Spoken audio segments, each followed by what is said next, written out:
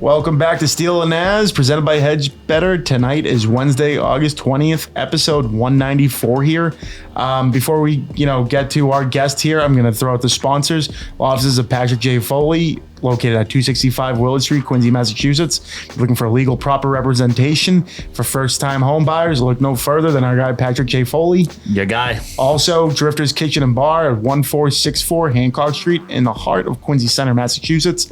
If you're looking for, proper, date spot, pizza, salads, espresso martinis, they got it. Even some oysters over there, getting close to the football season. Looking forward to our first fall at Drifters. It's going to be great stuff. It's going to be awesome. Fucking right. This is leading now into our Patriots preview with Boston Sports Journal's own Greg Bedard, a recurring guest. We had to go through the archives. It was back in the Mass Music Radio days. I think it was only like our 6th or 7th episode. He just happened to come on. I think it was during COVID. Greg, has really stepped up his game. I mean, he's covered the NFL for Sports Illustrated, Boston Globe, Milwaukee Journal, literally everything. Palm Beach Post. He's on his Big Boys Tuesdays at 98.5 The Sports Hub. Also check him out on BSJ, Boston Sports Journal. He's got his own podcasts there. He's got Mike Giardi in his back pocket there, covering the Patriots, and he's got plenty of other beat writers who have years of experience over the other 3 or 4 Boston professional sports teams. Oh yeah, a little of everything. I mean, he came on and he did what he does. Talk about the game of football. If you love the game of football, if you want to know what's happening this season without listening to Felger and Maz, I tried asking a little bit different. I listened to him the other day on Felger and Maz just to get a take of what else can I ask that's not in that interview. We talked about the Drake Mays of the world. Afton Chisholm's. How's Rutgers football going to play this year? What'd you think, Steele? Yeah, it's amazing. Yeah. Such a great football mind, knows fucking every play. Do kind of, he had to watch every fucking play the past 2 years. Yeah. You could almost hear it in his voice. 4-13. we were with them. We didn't, Afterwards, I don't think we're going to do too much as we're still in the summer seasons. There's baseball going around. We'll give a quick shout out to a couple softball teams, but after that, let's lo and behold here, interview with Greg Bedard from the Boston Sports Journal.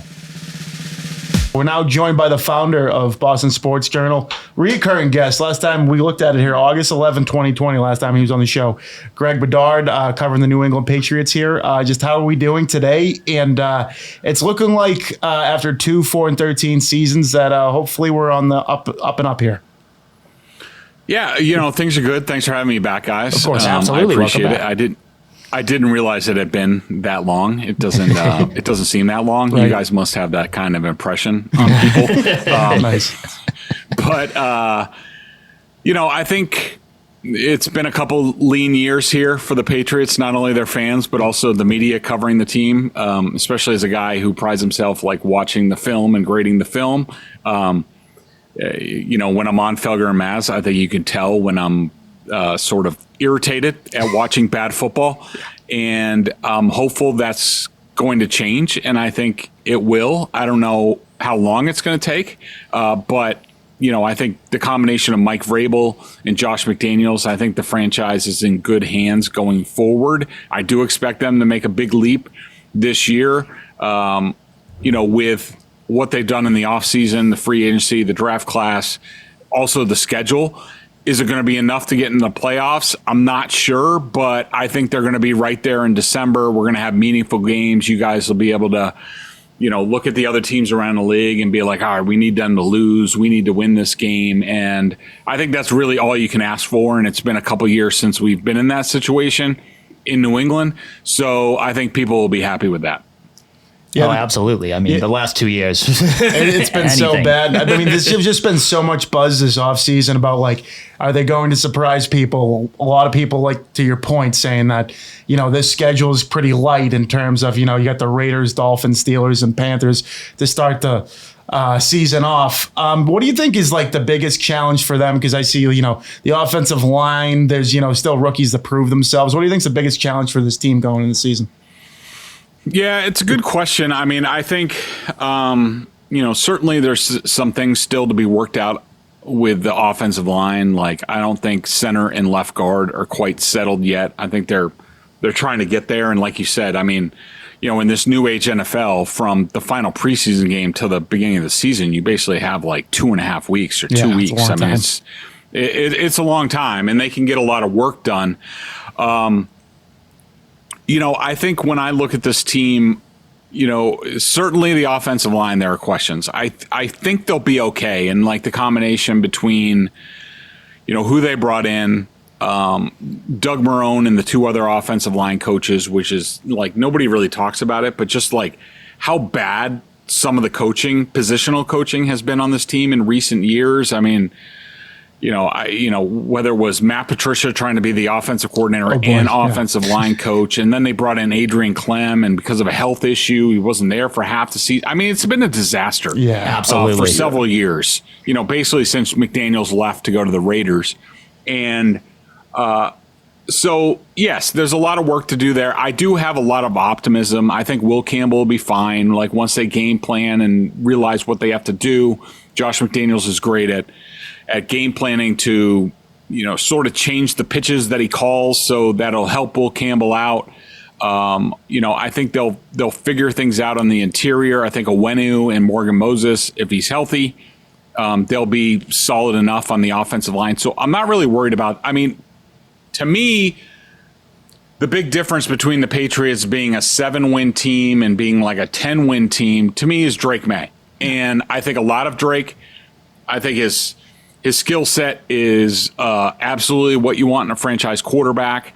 I think he has the buildings of the intangibles that you want, and internally they love Drake Maye. They think he has everything that you want, and I don't disagree with them. But we also have to remember this is a 22-year-old kid who did not play a lot of football towards the end of his high school career, 2 years of college, half a year basically, plus last year in the NFL. Yeah. Like, he has a lot to learn and to discover. So, could he hit this year and like make a big leap, and suddenly they're like almost like the Commanders of a year ago with Jaden Daniels? Yeah, it could happen. It's just hard for me to project that when there's just not a lot to go on. And he's underwhelmed in these 2 preseason games. He's been good in the joint practices, which is a great sign.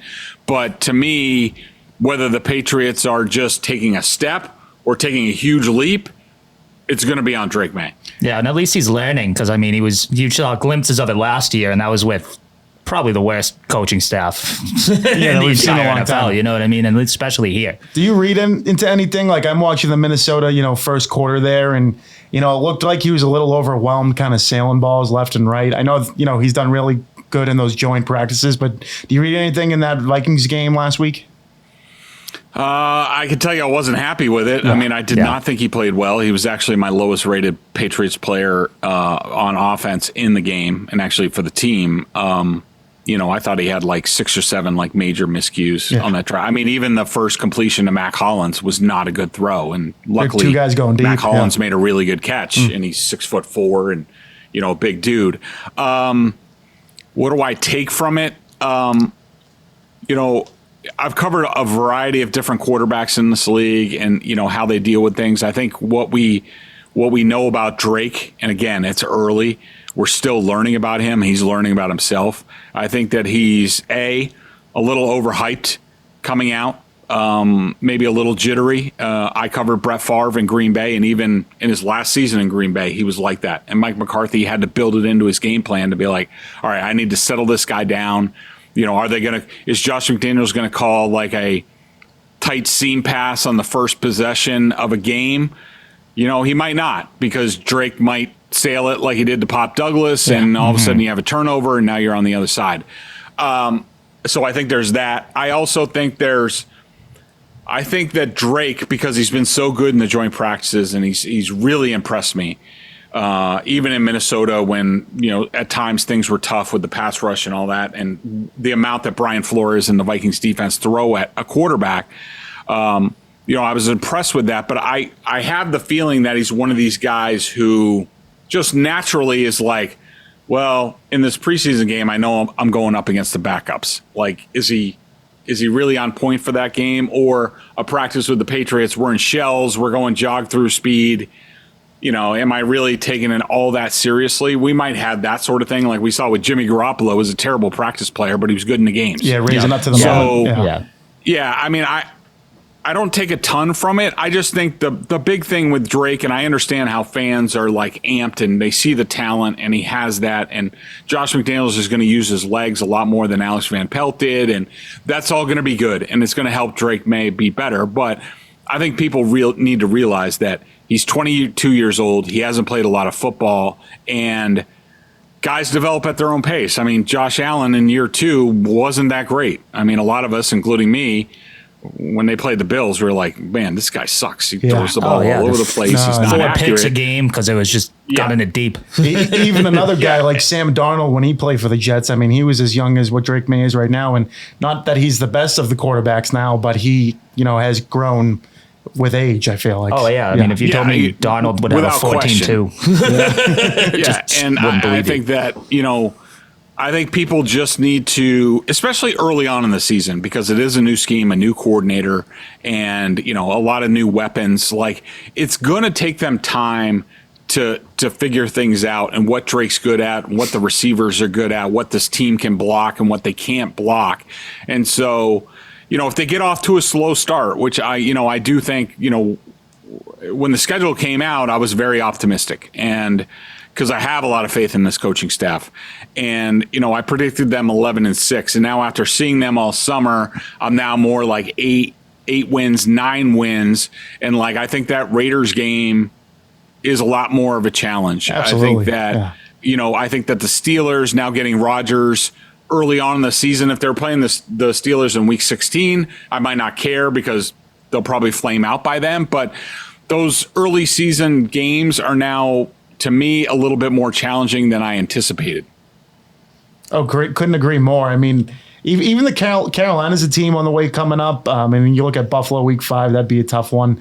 So, coming out of the gate here with Vegas and then Miami on the road where you never have success in, to your point, I don't think it's as easy as everyone thinks.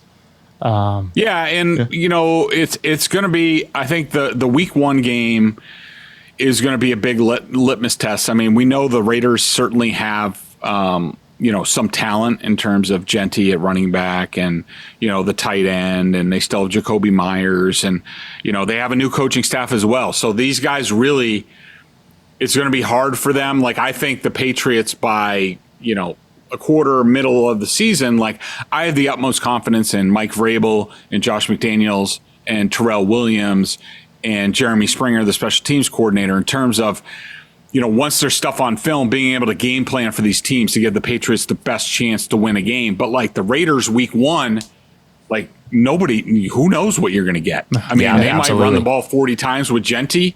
You just don't know. And so I think that puts that game where if it was at the end of the season where I'm like, oh, well, Genty's going off or whatever, the Patriots will shut down him and they'll shut down Brock Bowers, the tight end, and they'll make everybody else beat them. Week 1, you just don't know. It's a humongous crapshoot. And I think the first 4 games might be a struggle, but people just have to stick with it because the coaches will.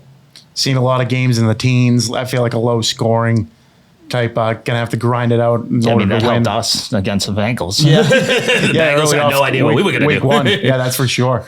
Back on Mike Vrabel too, just going in this season opposed to last with Gerard Mayo. Obviously, there's a difference there, with him being a former, head coach. But what are you going to see out of, Mike Vrabel's coaching style this year that you didn't see last year in Gerard Mayo?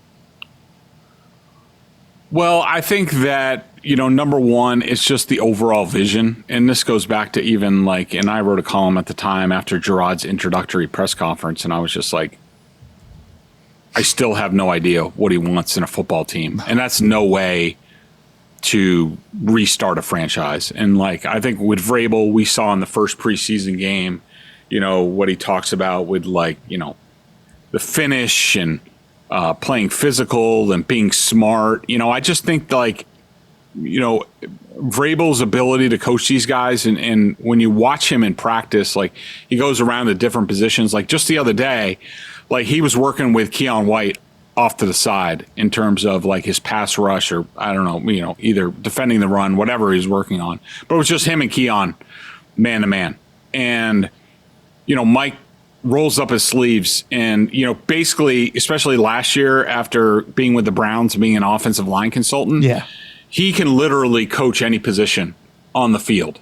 And that's huge. I remember, reading a book this offseason. Mike Silver wrote a book. I forget the name of it right now, but it's about Kyle Shanahan and sort of his coaching tree and Mike Shanahan and all that stuff. And I think it's the beginning of the book where Mike Shanahan heard, I think it was Bill Walsh speak, and Bill Walsh said, like, if you can't coach every position on your football team, you have no chance of being a good head coach. And Mike Shanahan was like, man, I'm screwed. Yeah, and then he went to figure that out. And I think that Mike Vrabel can literally coach any position on the football team, and that's really good. And I see him connecting with the guys. And, this coaching staff all across the board, you could see, like, it's very rare on this team this year where you can look out and say, you know what, that guy's gotten worse or that guy's gotten worse.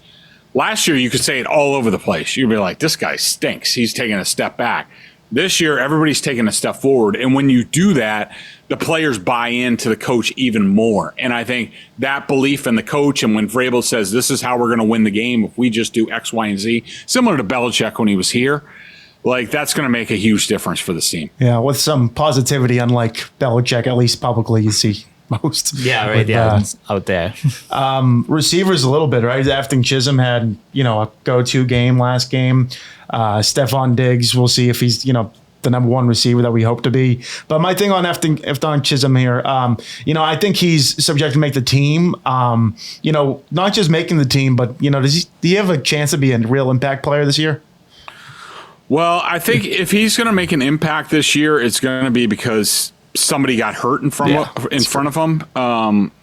Because I think the guys to start the year that are going to play a lot are Hollins, Diggs, Pop Douglas, and then a combination of Booty and Kyle Williams. And I think we can all gather that Afton Chisholm can really only flourish in one spot in this offense where other guys can do other things. He's more of in the Edelman, Amendola, Wes Welker slot type of thing. And right now I think that goes to Demario Douglas and also, Steph Diggs is going to he's an inside receiver now. He's not much of an outside receiver. We haven't seen him there that much this year in practice. So, I have been very impressed with Efton. I mean, his play strength, his ability to break tackles, like that's sort of separating him between the normal sort of preseason flavor of the month and what looks like a very real NFL talent. I just think that he's more of a depth guy at this point, but I do think that if somebody should get hurt, then absolutely he can step in and do a good job. Yeah, no, that Vikings game, it was one of his receptions, caught it on the 5. You thought he was down, and then before you know it, he was in the end zone. So one of those big try-hard guys who's just trying to make the team. And a Patriots fan, you got to respect the hell out of that. Absolutely. Great stuff. Yeah. Besides Will Campbell, are there any other rookies you think are going to have a major impact this year? Well, of course, Travion Henderson. Yes. I think looks amazing. I think if you look at this roster. And, I was talking to, an NFL front office guy the other day, and we were talking about the Patriots. And, he's like, how many guys on this roster do you actually think are like top 10 in the league? I think he would say Christian Gonzalez is certainly in that range. Hunter Henry, as far as tight ends, healthy.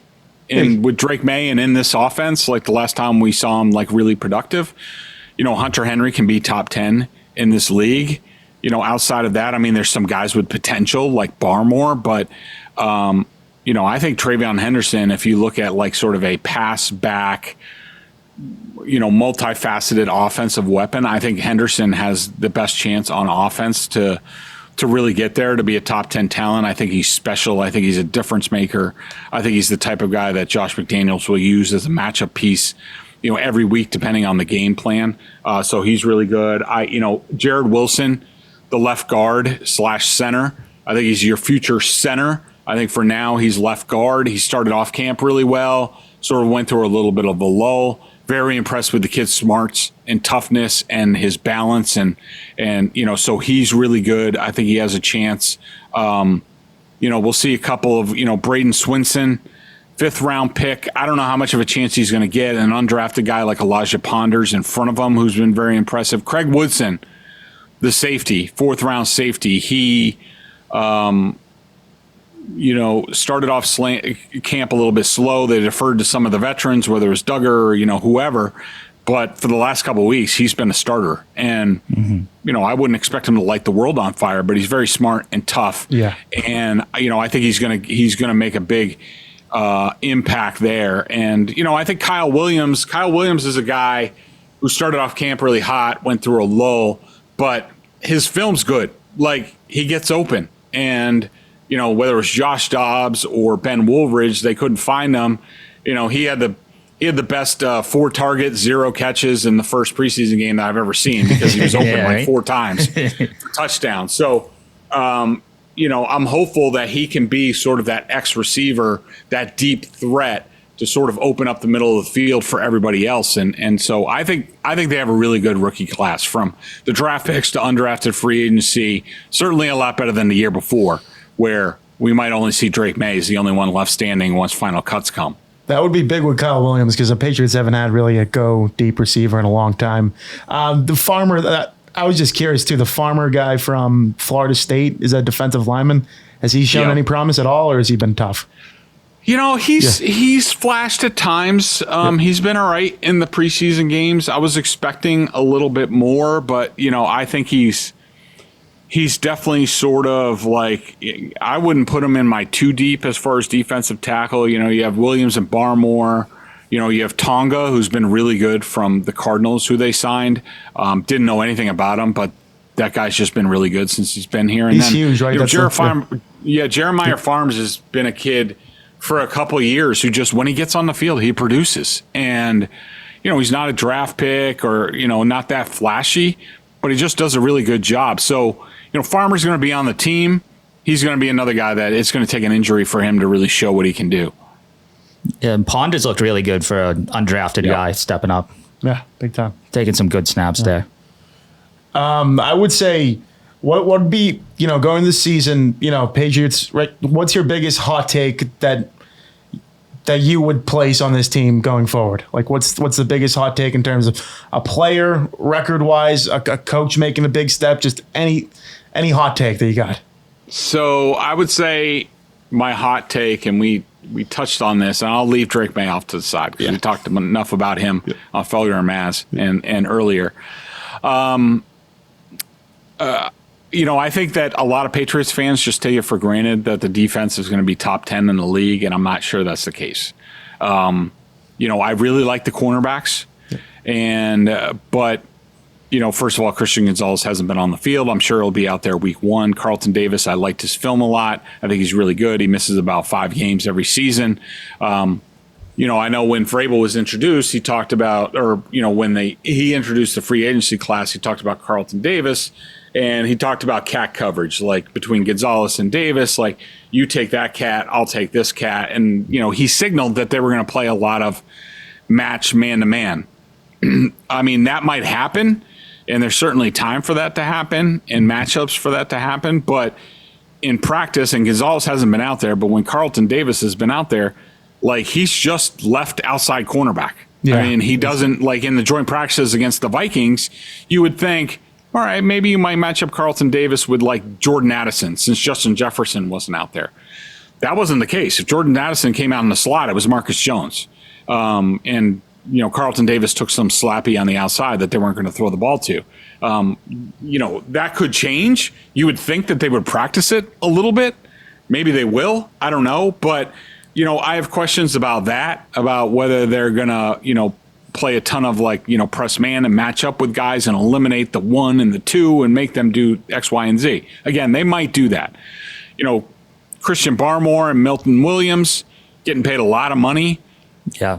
How impactful are they really going to be? I think there's a question about that. I like Harold Landry. Keon White certainly flashes at times. But ever since, like, they went up against the Commanders in the joint practice, and Laramie Tunsil kind of stuffed him in a locker. He's been sort of like underwhelming since then. And so, but they have K'Lavon Chason, who I think he's probably had one of the best camps of anybody on the defense. So there's another option that they go to. I think they're average at linebacker. I like Spillane. He's good. He's good and solid. I don't really like anybody else. And God forbid Robert Spillane goes down. They're screwed at linebacker. I think at safety, they're just average. How good are they going to be, especially if they're playing a rookie? So I think the defense has a lot to show me, and I think we're all banking on the defense being really good and keeping it in the teens and keeping this team close, and that might happen. But to this point, I can't tell you that I have a great confidence in that. I have some confidence, but I don't have great confidence that that's going to happen. That's a fair point, though. Yeah. I would look at the linebacking core. And safeties. You're an injury away from both positions. You're getting really thin at this point. And with Kyle Duggar looking at trades, getting cut, that even cuts it even thinner. So, to your hot take, I mean, that could happen. Definitely a few injuries away from bad news. Not deep at all. That goes for the whole team, and that's my biggest worry on the whole team. And this is what you get when you whiff on a draft class from last year, when Belichick's personnel like fell in a toilet. I mean, there's only really so much you can do, and I like what they've done. I like the play. They basically copied what the Commanders did the year before. Yeah. Nobody really splashy, just a bunch of real solid guys, and that really worked for them. They went from 4 wins to 12 wins in the NFC Championship game, and I don't think they were great on defense. I saw them in the joint practices. I thought the Commanders like low-key stunk on defense. And I don't think they're going to be very good on defense. But, the quarterback and Cliff Kingsbury sort of combined. Of course, they have Terry McLaurin. The Patriots don't have a guy like that. Maybe Diggs can approach that. But those guys sort of made the Commanders better than they were. Now, that's why I mean about Drake Maye. Like, can Drake Maye do what Jaden Daniels did with Josh McDaniels? Can he do that for this team? He very well could. He certainly has the talent to do that. Whether he's doing it, Jaden Daniels played like 6 years in college. Drake played like 2. Yeah. And that's my only question about I think if I had to guess, I would say Drake Maye is more like Josh Allen, who really hit in year 3. Than Jaden Daniels, who hit in year 1 because Jaden Daniels had played so much major college football. Almost 25 years old, I think, at this point, right? Yeah. To your point of, talking about the Commanders, Terry McLaurin, I mean, we hearing about all these guys holding out on different teams trade-wise. I think on the defensive side, I don't think they should really risk on, talking about the guy from the Bengals at Hendrickson. And then Micah Parsons. Is there a guy like that? I mean, McLaurin seems like the fit, but I don't think he's going anywhere. Is anyone that you really see that could be a possible fit for the Patriots? Yeah, I mean, I would be all in on Terry McLaurin. Yeah. Second, pay him, because I think he's exactly what they're looking for. Like, the Patriots were ready to fork over a lot of money for Chris Godwin. Yeah. He just didn't want to leave Tampa. And he was coming off an injury. They were ready to offer him $30 million a year. That's because Chris Godwin is one of the best pros around, and he fits exactly in their program. Sort of like Milton Williams. The Patriots nobody on the coaching staff knows Milton Williams, but he has a sterling reputation. And while Milton Williams worries me because he doesn't have a whole lot of pass rush moves at this point, he's going to work his ass off, and he's going to try his damnedest. So McLaurin's like same way, where I just don't think the Commanders are going to make him available. They would be stupid to do to take him away. I don't know how you guys feel about it, but at this point, I'm not adding to the defense. They've spent enough money over there, to add another guy on the defensive line. Like we said, they paid Barmore, they paid Milton Williams, they gave, paid Harold Landry a little bit of money. They've invested plenty over there. To me, and some people say, well, the Patriots, they have $60 million in cap space. Cap space is one thing. They've spent $320 million in cash on personnel this year. I mean, that's a lot. They're like 8th, 9th in the league in cash spending. So they've spent this year to bring the floor up. if there's any petty cash left over, and I don't know how much there is, I'm sure if there's a special guy that would make the Crafts would make a special circumstance for it. But I am more inclined to see how this season plays out, and if there's a major injury or there's a blatant shortcoming, say on the offense, like at wide receiver, or if Hunter Henry goes down, if I'm the Patriots, I'm keeping my petty cash to more like the trade deadline to be like, all right, well, we're in this, we're 7-3, and we're contending for the AFC East. Like, let's go get this piece now that we know what we have. Let's go get this piece that's going to make a difference down the stretch than just sort of say like, well, I'm not sure we have enough of receiver. We're not sure we have enough of that. Like, let's go do this. Like, no, I would rather be more targeted in what I add to this roster. So I'm just holding my water a little bit, seeing how it plays out, seeing how the coaches do, seeing how McDaniels does with May. And then if it looks like the Patriots are in it and they're a player short, then go put your assets out there for that. Yeah, plug an actual hole. Like something that's there. Yeah, that's it. No, because I just think of the MLB trade deadline, how they did nothing. I won't go on the Red Sox here, but it'd be interesting to see if you get used to your point of if they have a good record and their situation, and see if if Stephon Diggs isn't having the year we hope he kind of has, to that front, or if Drake Maye's not really having a lot of time, getting the ball out. Take a look at the offensive line, see what happens there. I will say, just to the point of, even talking about this, it's just great to talk about, some positivity and possible success for this organization coming this season, because we haven't seen a lot of it. Nothing. No, it's been really God, tough. no. Yeah, it's been a rough couple of years. Let me spin to a couple questions outside of, this year's team. I have my PJF question of the day. Better corner of all time, Darrelle Revis or Ty Law? This came up a couple weeks ago, and I don't know. There's a specific line of just like someone had, a good 2-3 year gap there, and someone had a lot of, whole career of accolades. I just like to get your take on it. Yeah, that's a good question. So, Revis, I only covered that 1 year when he was here. I did not cover Ty Law. Of course, I was covering, I think, the Dolphins at the time. And so, I saw him from afar. There's no question that Darrelle Revis is one of the best corners of all time. But in terms of, I would say I'm going to narrow it down to like their Patriots career. And of course, Darrelle was only 1 year. Yeah. But I mean, I just think the world of Ty Law and his toughness and his length. And, Darrelle certainly, the rules changed because of the Patriots and Ty Law against the Colts and Bill Polian and all that. And Darrelle Revis was a cornerback for that time. But in terms of like an old school, old NFL cornerback, like, and his competitiveness, I'll take Ty Law. Barely. I mean, it's right there. They're both Hall of Famers. Yeah. Oh yeah, 100%. What are you going to do? I think the argument is easier. Like, who had the better, 1-2 year when it was Revis Island? I think you could give it on his part. Yeah. But, I mean, you're talking about 3 Super Bowl rings. You had a pick 6 in the Super Bowl. They had all these all-pro, Pro Bowls with the Patriots. I'd go with Ty Law all time, but I think there's just different, circumstances for both guys. I mean, what do you think, Steele? Yeah, I think like Revis, like 09, like that's probably the best year, individually of either of them. But that Revis Island was career, crazy. Yeah, Ty Law. For sure. You had a question about college football, right? Oh, yeah. What are we thinking about Rutgers football this year? Interesting. Because I'm about to ship my my son off to the banks of the O'Rare 10 next week. He's the next in line. Let's go. So I'll be watching more closely.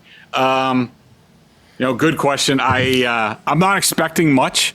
I have a lot of respect for Schiano. The schedule is much tougher this year because last year they got away with, I don't think they played Ohio State, Penn State, and there was another big, maybe Michigan, that they didn't have to play last year. This year they have to play them. So Rutgers could be a lot better, and their record could be worse. I like the quarterback. He gives them a chance. I think, Callia McManus is like their best quarterback since like Mike Teal. And I wasn't a big Mike Teal fan back in the mid 90s when, they were doing stuff with the McCourties and Ray Rice and all that stuff. But, I think he gives them a chance. I just, it's going to be tough for them to make a bowl. I'm hopeful for it. But yeah, I'm not overly optimistic. Yeah, it's got to be tough. I think it's Ohio State, Penn State to end the season.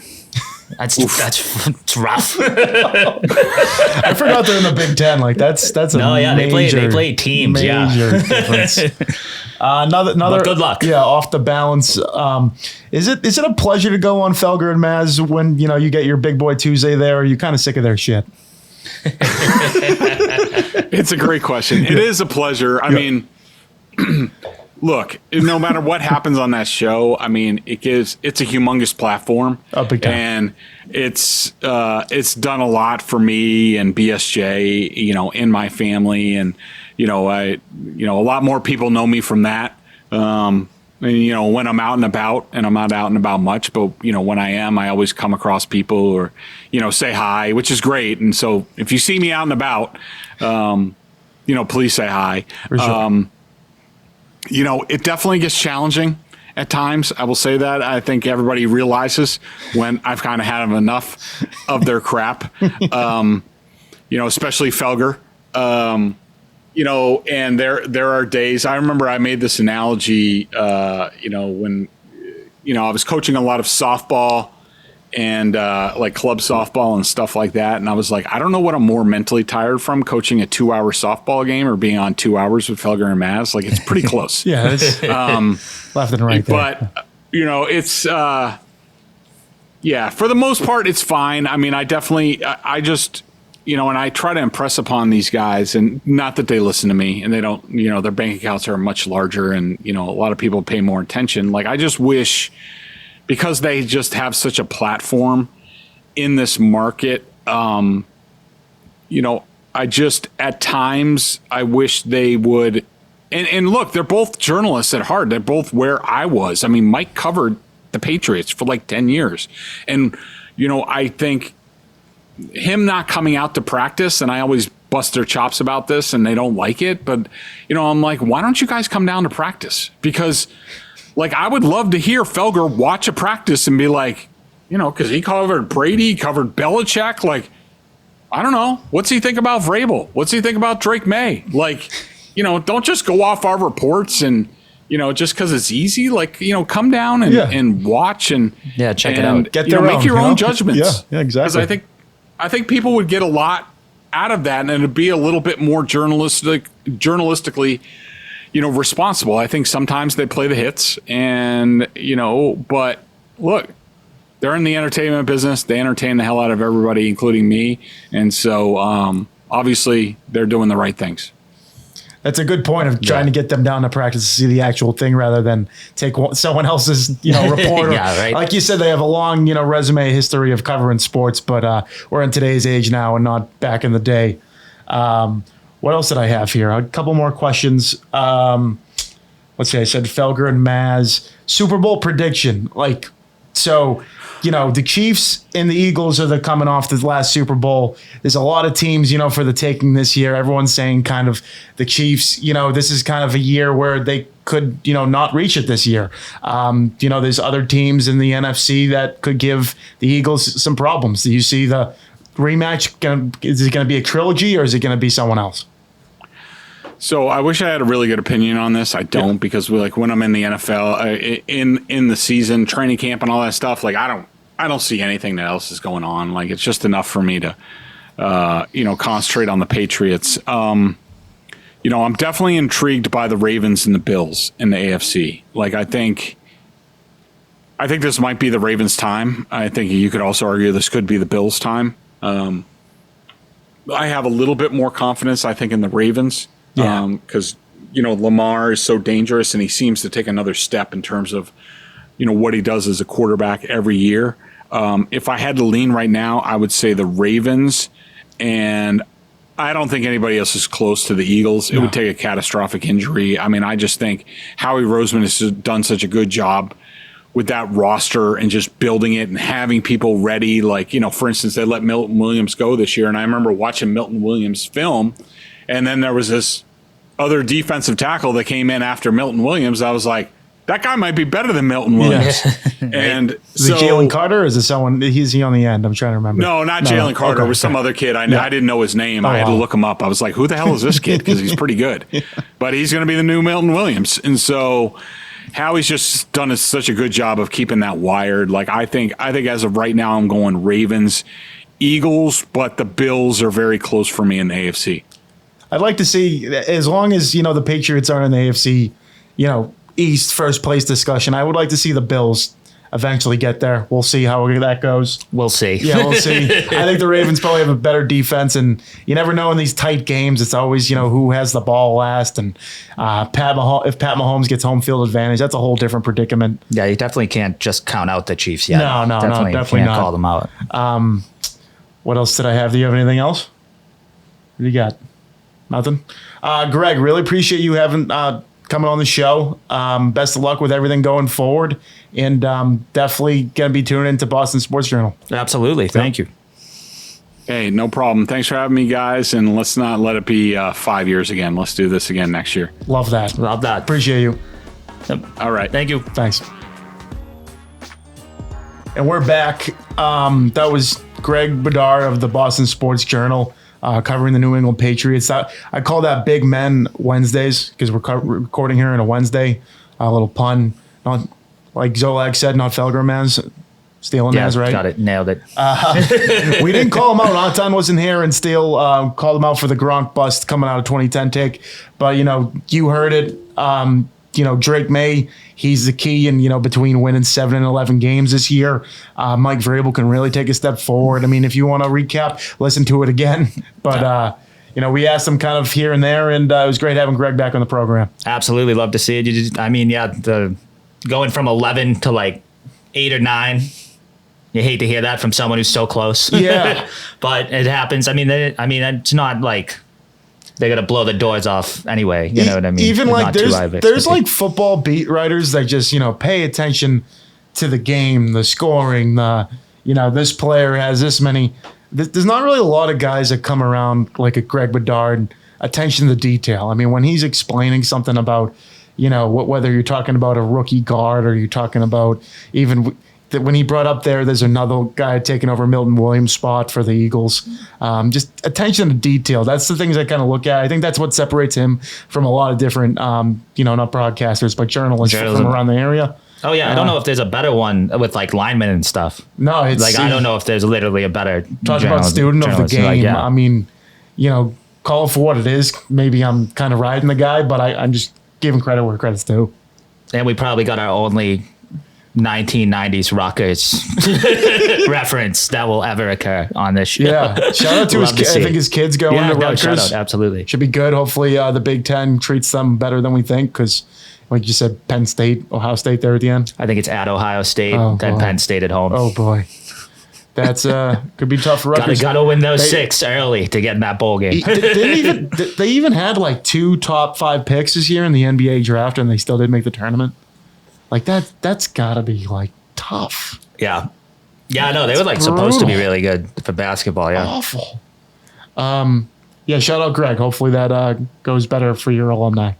All we have really to talk about right now is a big 4-game series going into Yankee Stadium Thursday. We're recording on a Wednesday. Who knows when this comes out? Producer Justin's the best. But the Red Sox, after losing 3 straight, 1 to Miami and 2 to the Orioles, when they left, I think, 13 guys on base last night. I mean, this team just... It's not how you win games. It's not how you win games. I think they have the right pieces together, but their like 20 through 25th guy has been terrible for this team. And I'm talking, we got Greg Weissert, who has been terrible. Who was the guy, Isaiah Campbell, the other day that made Chapman come in during a 5-run game. It's just guys who shouldn't be in the league anymore. And I don't know if that's due to injuries. I mean, even you had Nathaniel Lowe come through last night with a 2-run bomb that tied the game up in the 9th inning. It's a guy you picked up off waivers. Yeah. And you still can't get it done.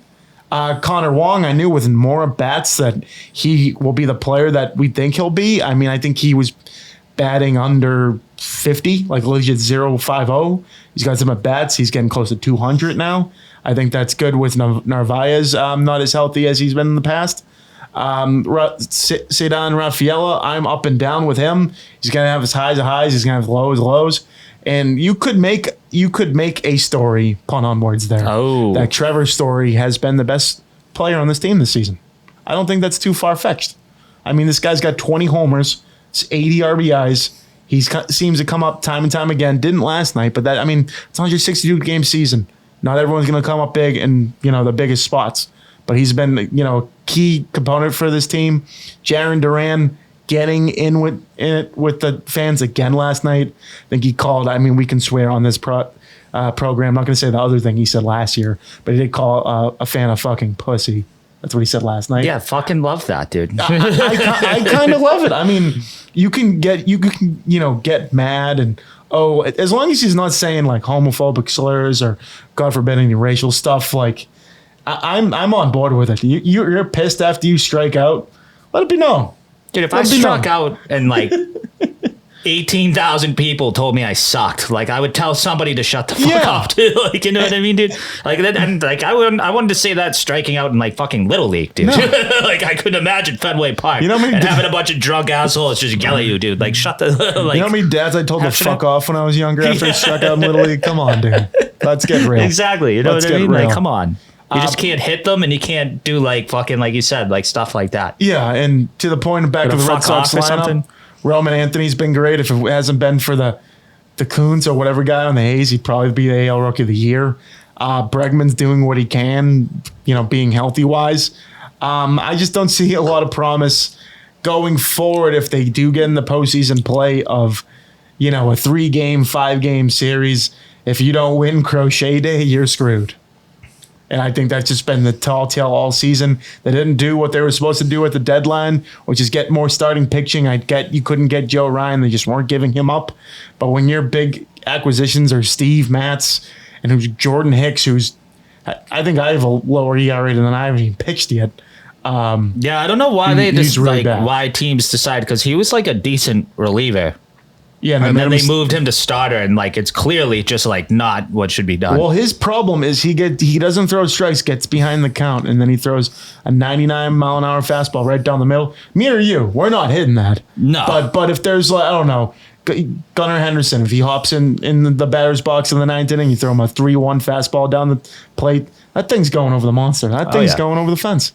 It's not really an argument. And also when he was a reliever, part of why he was good is because he went all out because he wasn't pitching innings, so he was hitting like 105 like consistently.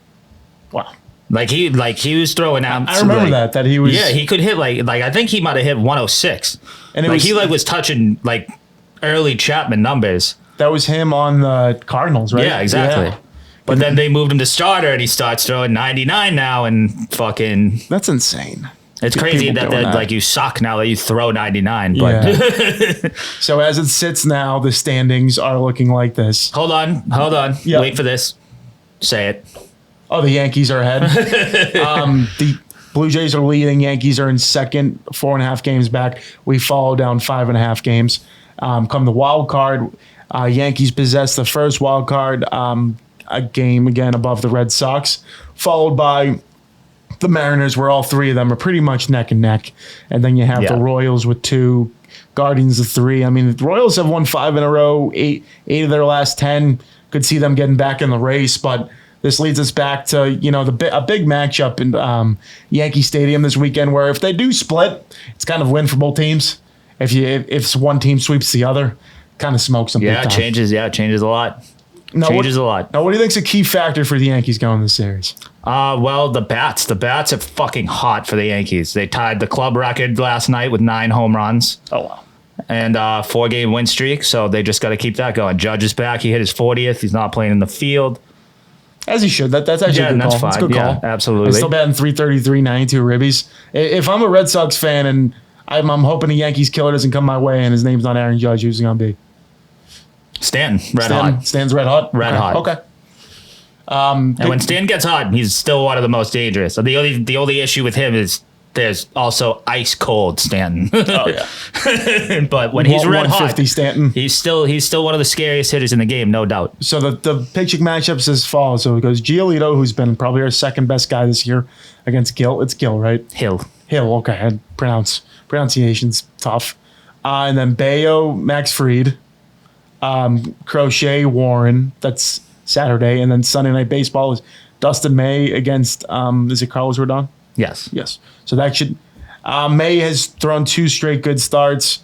Obviously, you have Crochet there, but those first 2 matchups, I mean, if you just look at pitching alone, those are a coin flip. Those could go anyway. Max Fried all day. Max Fried that all one's day. not close. Bayo has pitched pretty well. Max Fried's like Cy Young, like no. behind our guy in Scooble. Yeah, He's pretty probably much. third. He's up Oh, there. well, Yeah. okay. And I'll hand you Crochet over Will Warren. Yeah, handy. So 13 Fine. 13-3 game yesterday. I'm just more curious as a Red Sox fan. Look, so Trent Grisham was leading off. Yeah, Judge, Bellinger, and Stanton, and then Ben Rice, who I feel has been playing good baseball. Yep. Paul Goldschmidt, batting like 6th or 7th.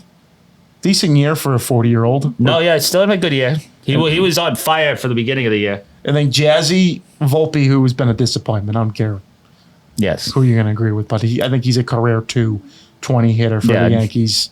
Plays pretty good defense, but Solid, but not good. so I mean the Red Sox. The bottom line with the Red Sox is, don't get me wrong, their starting pitching has stunk, but nothing has been worse than their bullpen the last call it 20 days. There just seems to be. If Chapman's not available, this team's screwed. Chapman, if you go back statistically, I bet this is his best year he's ever had. He's been lights out. He came in last night. I get it's the Orioles, but every guy that came out of the bullpen, Walker Buehler, who's been a disappointment this season, couldn't even go 5 innings, so they've had a reliever in since then, and every single guy had trouble every inning. He comes in, I think he had a quick 11 pitch, 3 strikeout innings, so that's just the way that guy rolls. I can't believe how much of a disappointment for you guys Walker Buehler has been.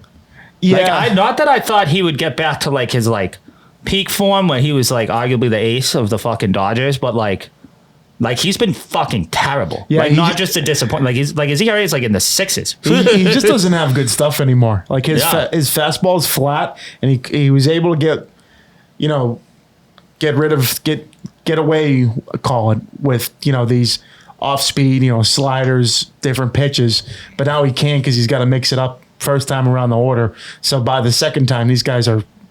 I'd be surprised if it makes him another start, dude. Yeah, no, I mean, it's you shouldn't pitch for the team level bat, not just not Cy Young worthy. They got May for a reason. Dustin May there. Yeah, who will probably be their 5th starter after you'd say Crochet, Giolito, Bayo.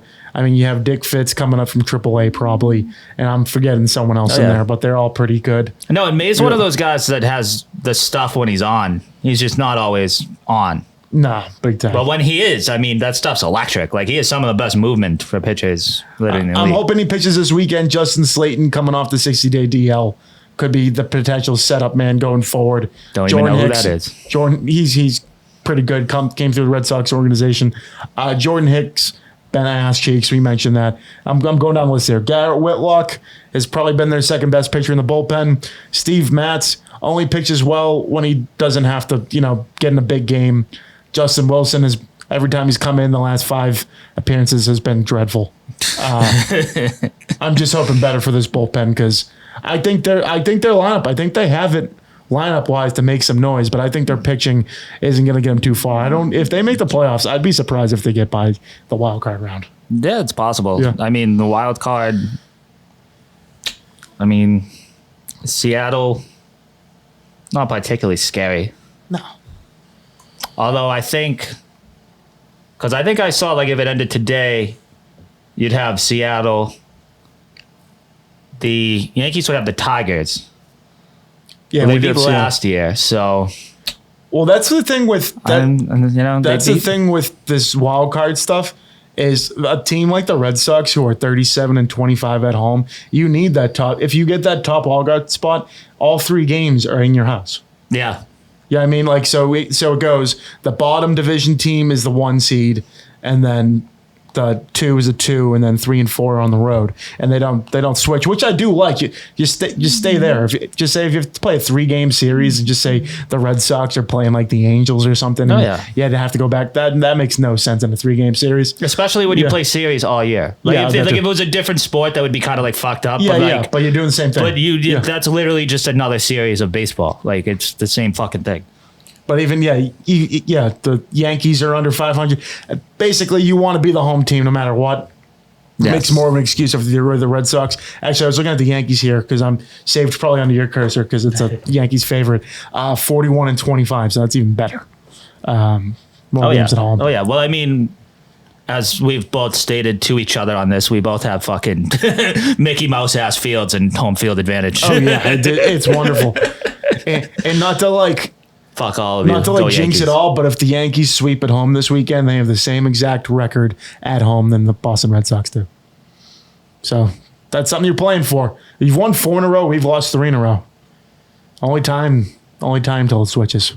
Does it happen tomorrow? Starting Thursday? I don't know. We'll see. I'm just kind of pissed that the Blue Jays are kind of running away with it though. Yeah, but they're calming down a bit. Yeah, but they still 5 games basically. Yeah. See how it goes. There's a whole fucking month left, man. Anton's too afraid to show himself in the studio. 12 games back. Not looking good. They're puking on themselves pretty hard, yeah. Best team in baseball, the Milwaukee Brewers. Great to see. Now, I was also, before I close up baseball here, I was seeing that Rob Manfred spread this idea that they were going to switch to the divisions, like, geographically. Yeah. So it was going to be like an Eastern Conference and Western Conference. So the Eastern Conference, the East Division in the conference, it would be the Yankees, the Red Sox, the Mets, and the Phillies. Do we like that? That's honestly like just pure hatred. I think that would honestly be kind of sick. Much more for the Yankees and Mets. Because, like, the Red Sox just keep the Yankees, but the Red Sox don't really have anything with the Mets and Phillies. And it's Toronto, too. Toronto's the 15. But okay, yeah, so... My take on it was, as a Red Sox fan, I would fucking love it. You know why? The Mets, the Yankees, the Phillies in Toronto, they're all in the top 5 of spending in the sport of baseball. If you have to get in a division and play those teams more than you have to play other teams, what's that gonna do to John Henry and the Boston Red Sox? It's gonna have to make them spend money. And you know what? I want to see that. Yeah. Well, one thing that would make that suck is you do switch out 2 punching bags for 2 like solid teams. No, and I you know what I mean? Like, dude, like from a standpoint of wins, like you kind of want like, oh well, at least we have this 4-game set with the fucking Orioles to you know what I mean? Like, get back on track. But I think that's what would be the crazy part, because you would probably see a division with the Orioles, like the Nationals, the Miami Marlins. You like just think about the Southeast. That's horrible Major League Baseball down there. Horrible. Oh yeah. The Rays. The only one that like wouldn't change would be the like NL West. Yeah. That like straight up is the NL West. NL West. That was like geographically made. They had like Pacific and like Northwest, so like they were like gonna throw in a new, because it's all about expansion. They were gonna throw in like a Salt Lake City team, and then they were gonna throw in a team from Nashville, which I'm all for. Yeah, I mean, bring them will be the Nashville now. Yeah, and I mean, fucking also like Manfred, you're expanding. It's like no one's stepped foot in Cincinnati Stadium in like fucking 15 years, dude. you want to expand? You should work out what you got with, dude. No. But that would make the higher teams want to spend it to the higher. You know, I think that would be bad for. It'd be good for Red Sox fans. That would be terrible for baseball, because there's going to be some divisions that there's 4 or 5 fucking teams that have, you know, low teams that don't spend money, and they're just going to be okay with that because they're in the same division as other teams who don't spend. Yeah. So there's a catch-22 with that. On that note, you got anything else? I think I'm going to close this up. Yeah. No. Want to give a quick shout out to the sponsors here. Law offices of Patrick J. Foley, located at 265 Willard Street, Quincy, Massachusetts. If you're looking for legal, proper representation for first-time home buyers or just anything in general, this guy is a man on a mission. He's got a team. What you got? Hey, Rags. I was going to throw that in there. Sorry. Championship Sunday. The boys came to play. Won for the first time in 10 years. Documentary's coming out soon. Rags Tavern Softball. Got the job done. Won in game 3. Had to do 3 games. A lot of their players missed the championship due to the Flavin tournament in Dorchester, but that's for another time. That's something we just ignore. Tough shit. Fight through adversity. Yeah, brought the trophies. Still got to be at Rags over there. I had a great time. Yeah, what else? I don't know. Won the championship. Try to do it again next year. Hey, Rags. Mike Nelson, Mike Golden, the captains, what do you call it? Both away on vacation. See, that's fighting through adversity. They've played 10 years on this team. Haven't won. And then the weekend they go on vacation, we won.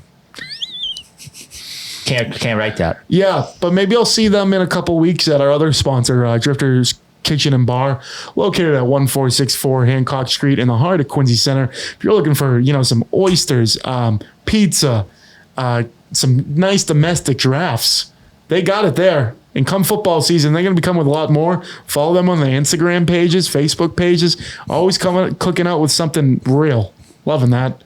I also want to give one big more shout out to the Boston Sports Journal's Greg Bedard for coming on the program. Yes. What a guy, Thanks, founder, Greg. Covering the New England Patriots. Big Men Wednesdays, that's how we get it done. Episode 194 in the books.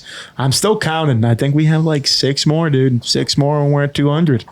That's what I was talking with producer Justin today. Hoping to get that in, this fall. Let's get it. We'll find out where the party is. Maybe Rags. Hey, Rags.